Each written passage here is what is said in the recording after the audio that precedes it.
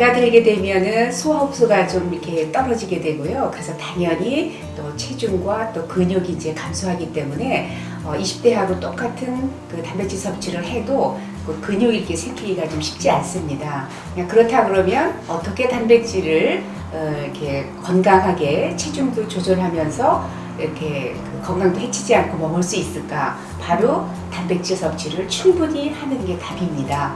우리 몸을 구성하는 중요한 영양소가 바로 단백질이기 때문에 날렵한 몸매에 또 필요한 또 근육을 증가시키기 위해서는 충분한 단백질을 그 끼니 때마다 섭취하는 것이 좋습니다.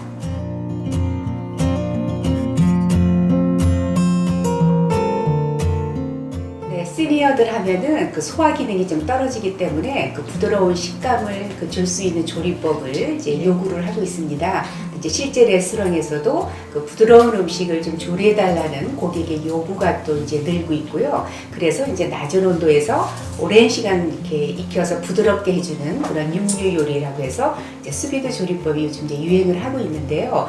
또한 이제 기업에서는 이제 고령화 인구들이 이제 많아지다 보니까 좀 더 부드러운 음식, 그래서 뭐 단백질 분해 효소를 한다라든지 아니면 이제 그 포화 증기 조리법이라고 그래서 푹 익혀서 부드럽게 하는 요리들을 요즘 많이 지금 개발하고 있습니다. 그런데 이제 집에서는 그렇게 만들기가 어렵기 때문에 이제 단백질 섭취도 대표적인 게 또 이제 육류니까 육류를 조리할 때에 단백질 분해 효소가 많은 키위라든지 파인애플즙 같은 데다가 고기를 재웠다가 굽거나 찜을 하거나 스테이크 같은 거를 하면 훨씬 더 부드러워서 소화 흡수에 이제 도움이 되고요.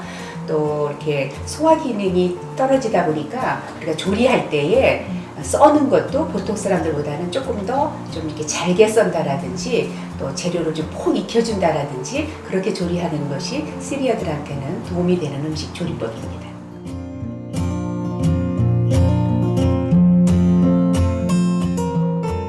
시니어들은 아무래도 소화 흡수가 떨어지다 보니까 이제 영양이 부족하기가 쉽지요. 그래서 그 세 끼를 잘 그 끼니 때마다 챙겨 먹는 게 참 중요한데 끼니 때마다 음식을 직접 만들어 먹는다는 게 사실 쉽지 않은 거기 때문에 그래서 한꺼번에 음식 만들 때 조금 더 여유 있게 만들어서 그거를 좀 보관해 뒀다가 그거를 이제 다양한 방법으로 조리를 하는 것이 훨씬 더 쉽고 집에서도 이렇게 간편하게 이제 하실 수 있는 그런 아이디어라고 생각이 들어서 이제 소개를 했는데요.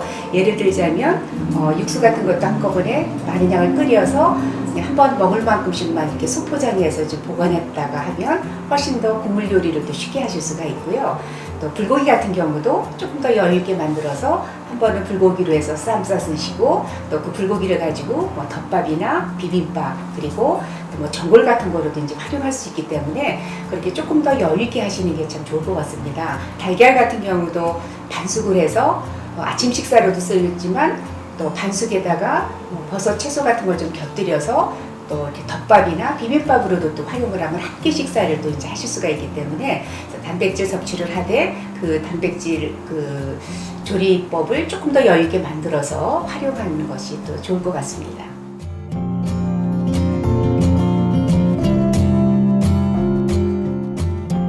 시니어를 위한 그 음식을 준비할 때는 종류를 많이 하거나 이제 또 준비 시간이 길면은 부담스러워하기가 어렵기 때문에 그 이제 주식인 뭐 밥, 국물 외에 메인 요리로 육류나 생선, 달걀 또는 그 두 제품 이런 메뉴에다가 별도의 다른 차를 하지 말고 요리하면서 함께 그 여분의 프라이팬 같은 데다가 함께 버섯과 이런 것들을 좀 볶아서 곁들인다든지 하면 영양도 충분히 더 보충도 하면서 간편하게 시간도 절약할 수 있게 이렇게 할 수가 있기 때문에 이렇게 한 접시에다가 담는 것 또는 원 플레이트 밥상으로 준비를 하면 간편하면서도 먹기도 편하고 영양도 또 충분히 섭취할 수가 있기 때문에 소개해 드립니다.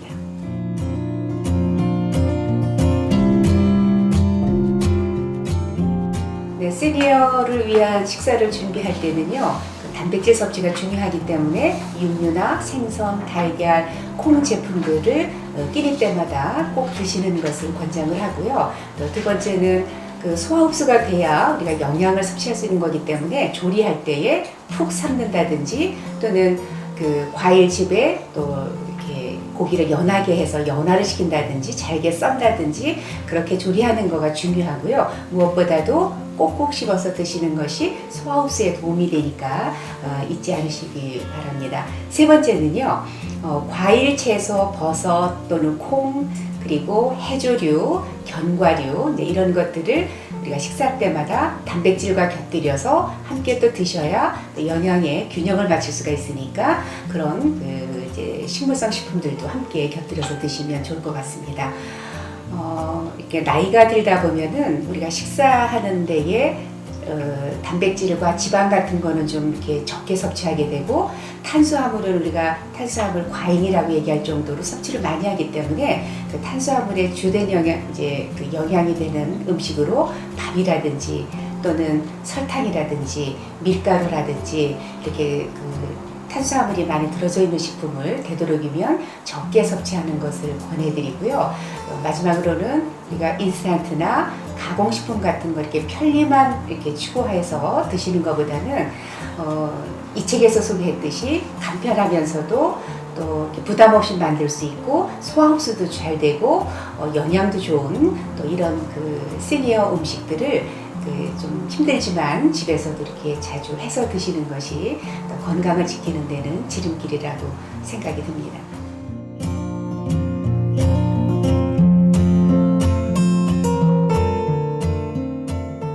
지금도 우리가 이제 고령화 시대에 살고 있고요. 그리고 앞으로는 또 평균 수명이 100세까지도 이제 살 수 있다라는 이제 그런 세상에 우리가 지금 이제 살고 있는데요.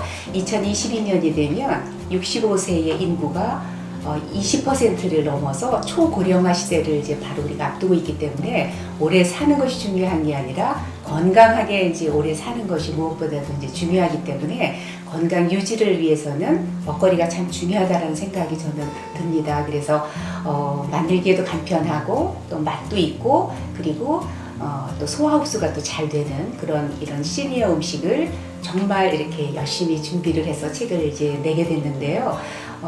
이 책을 또 여러분들이 보시면서 여러분들이 건강을 좀 더 지키는 데에 도움이 되는 그런 책이 되기를 기원합니다.